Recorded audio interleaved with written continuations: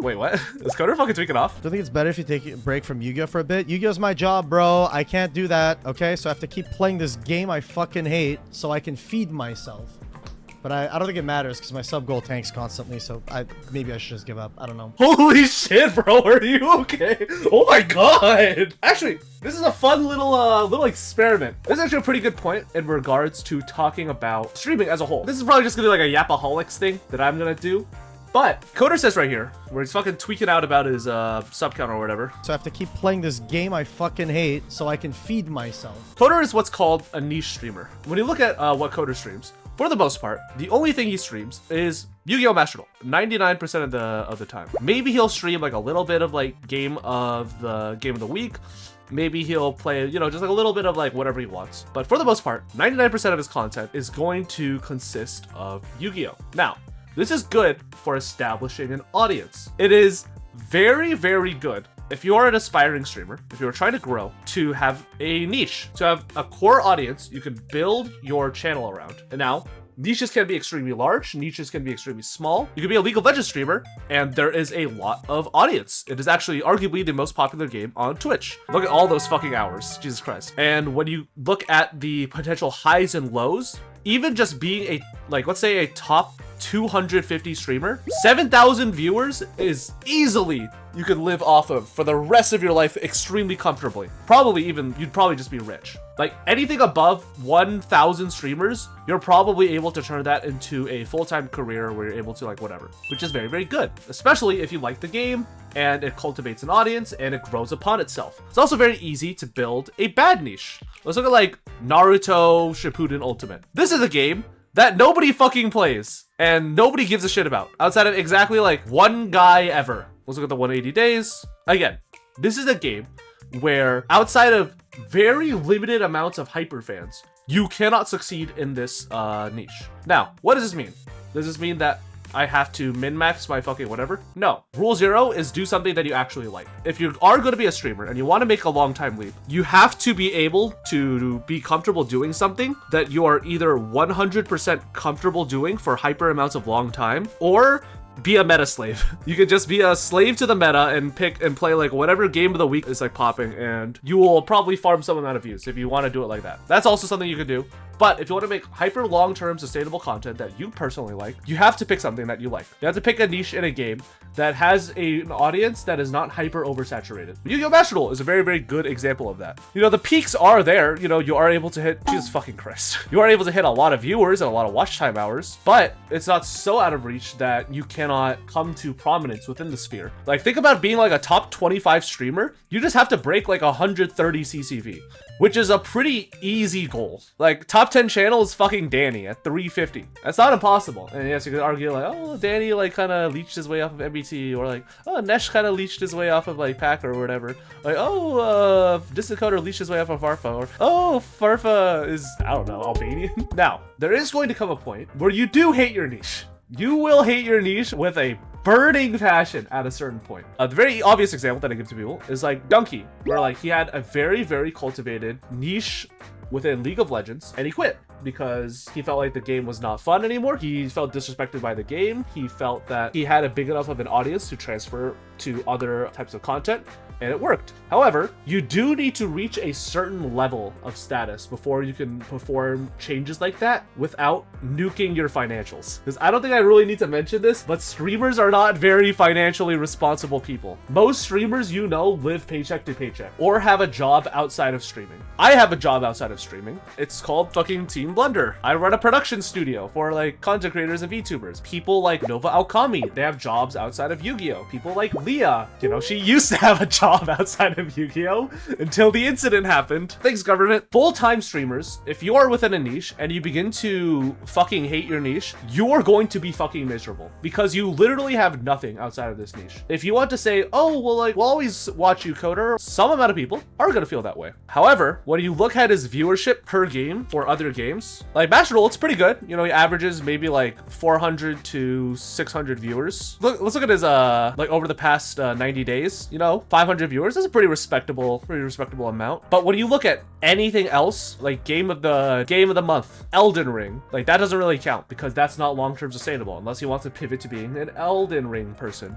Fall Guys, game of the month, Variety, doesn't really matter. Ziggurat, doesn't matter. Super Mario 64, didn't really matter because I think he did not like it. I don't know. Why didn't he just pivot to fucking speedrunning content? Breath of the Wild, game of the month. Among Us, game of the month. Tekken, game of the month. Jump King, game of the month. Just all these things are not hyper sustainable. So you have to ask yourself the question, am I willing to bite down the bullet and maybe suffer a bit of a loss in viewership and whatever in order to grow as a streamer overall? You know, you could become known as a much larger streamer who, you know, just plays Yu-Gi-Oh! Like, that's basically what I did. I am known as a guy who, like, makes videos for people who also just happens to have a Yu-Gi-Oh! Channel. That's how most people in, like, the VTuber space know me. They're like, oh, that's Stevie. He, like, makes videos, and, like, he's also a drama instigator on YouTube. And I'm like, yeah, I guess that's it. But anyways, you need to do that. Or you could either run it down mid and be like, I'm going to pursue Yu-Gi-Oh! Until the day I fucking die. And again, that's not the worst issue, but it is going to be an issue if you ever are in a scenario where you're like, wow, I am starting to hate this niche. Because then eventually, spoiler alerts, your viewers are going to always notice when you dislike a game or you're in a pissy mood about your game. Like when your followers, like when your graph looks like this, your hours streamed start to eclipse your follower growth line, that is when you know you're stagnating. Because you're just effectively streaming with zero growth. So either you or something that you're doing has to change. Like, don't get me wrong. Disencoder is an extremely successful streamer who has lots and lots of opportunities over the course of his career. And I can't fucking be like, oh, Disencoder is like a shit streamer, because he's not. He's objectively a successful streamer who's done a lot in his career and has built a very, very solid foundation. But at the same time, like that foundation's starting to fucking crumble. And that's because, again, he has entered a niche that he's begun to hate. So yeah, you better figure something out. There's never like really like a good answer to this. Again, like just saying Lamau change your content or Lamau change yourself is never a good answer. That's just the reality. That sometimes just by pursuing your own channel, by following a formulaic structure, sometimes can nuke your own channel once you've reached a certain growth point. Because again, no streamer career is forever permanent. Hasn't Kevin stagnated super hard? Yep. Our streamed and follower count are starting to match each other. If you search anyone up in Twitch Reactor and the red line meets the blue line, that's bad. It's very, very bad because it means you're streaming without any real growth. Are they judging on other games? Because he probably doesn't like other games. He doesn't like other games. He doesn't know other games. His audience only knows him for Yu-Gi-Oh! It'd be like if I fired up fucking like Binding of Isaac right now, or like Bloons Tower Defense. Most of you guys would just immediately fucking leave. There might be a percentage of you that stayed because you like my content, but that's gonna be a very small amount of people.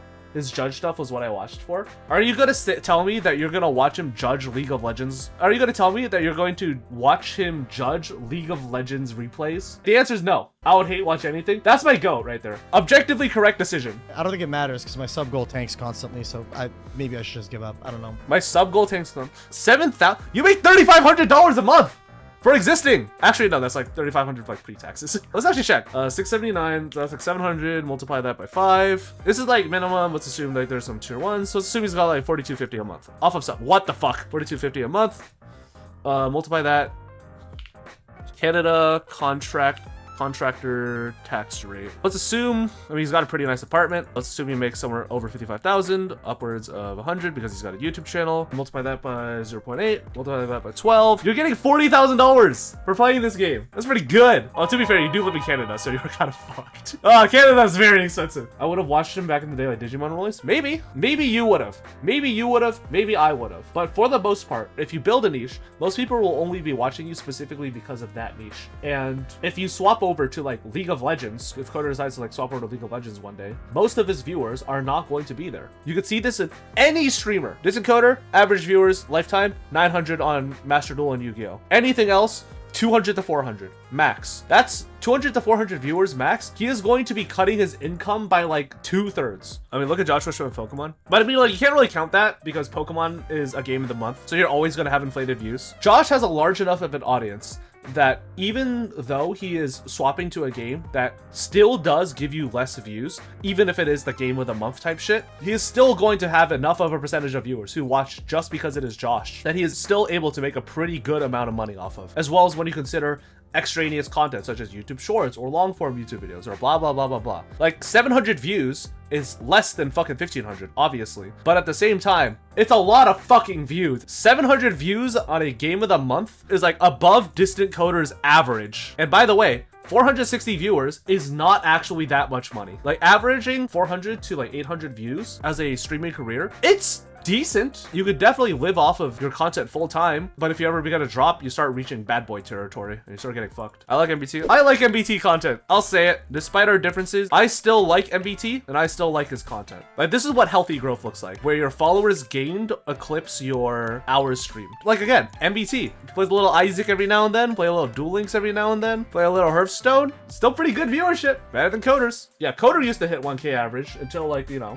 the incident. But also it's just like his stream never changed. His stream never recovered. Like during the period that Coder was gone, as well as the natural evolution of content of like the Yu-Gi-Oh sphere overall, people just started watching other stuff. Like think about like the glitch star VTubers that like came up during that time. Think of, you know, like Joshua Schmidt becoming a much bigger name. Like just being a good enough streamer currently is never enough. You have to constantly iterate on yourself and be better. You have to constantly grow and change. You cannot just do whatever you want. Why do you think I don't do drama content anymore? It's because I think it's kind of weird now. Like drama content isn't gonna keep me fed forever. You know what I mean? Think about how like Jesse Collins started streaming a lot more. Think about how Nesh started streaming a lot more. Think about how Danny and Peep started streaming a lot more. Think about how like DZ started streaming a lot more. Think about how like Aras and like Miwabel and whatever started streaming a lot more. That sort of deal. But yeah, I don't know. That's just my little 2 cents about the natural life cycle of a streamer and how the evolution of content can forever stagnate your soul. Bye!